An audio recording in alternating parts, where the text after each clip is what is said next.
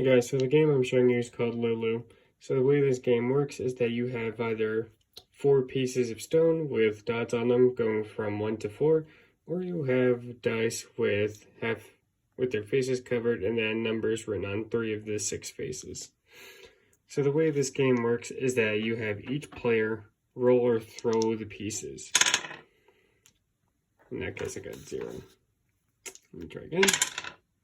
So once you roll or throw the pieces, you count how many points you have. So in this case, I have 3, and I have 2, which makes 5. The next person would go, and this person actually rolled a 10. So they rolled the highest possible score they can get on any given roll.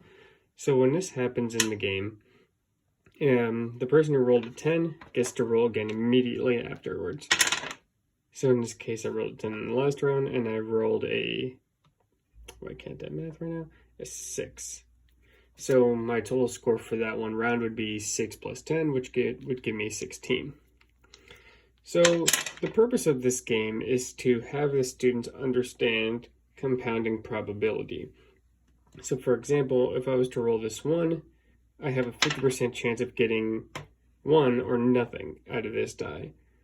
And then the same would be the same for all these dice. So if I wanted a 1 and a 3 to appear, I'd have to roll the 3, and I'd have to roll the 1, and I have a 50% chance of both of them occurring.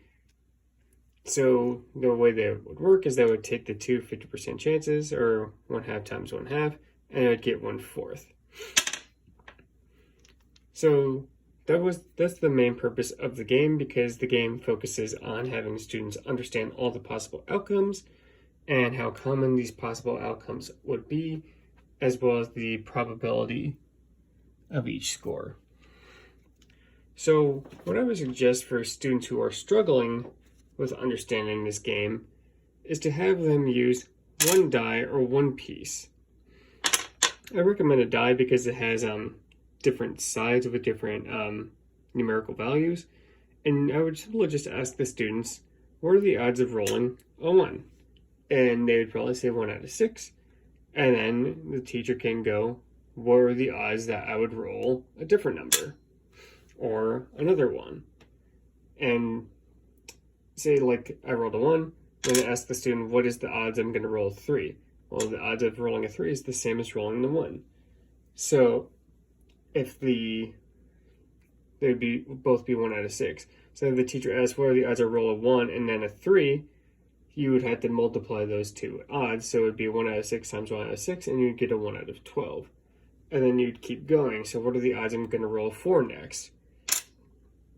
And then you'd multiply the 1 out of 12 by another 1 out of 6, and you'd get 1 out of 72 odds of rolling those 3 numbers exactly. And that's how I would explain to a struggling student, because it simplifies it. It's not as many pieces, and they already likely understand the concept of fractions, so now they just have to focus on one side at a time and understand that if you're trying to get certain numbers, you have to keep rolling a 1 out of 6 odds with the one die. For gifted students, I would probably ask them to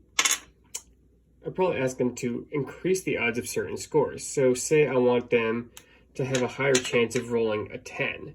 I'd ask them how to do that. And I would probably imagine that they would add more dice or more pieces into their game. With dice, it would probably be easier, because then they could add the 6 and the 5 sides, thus increasing their score dramatically. Also, with a regular die, they wouldn't have to manipulate the sides, so they would always have a chance of getting a number, which would increase their odds of getting certain scores. And for ELS student or English language secondary learners, or English secondary learners, ESL students, I would recommend that the students they work with native English speakers or fluent English speakers, and for each time a dice is rolled or a piece is rolled, the students count up their score aloud. So if I had a 2 and a 3, I'd go 2 plus 3 equals 5.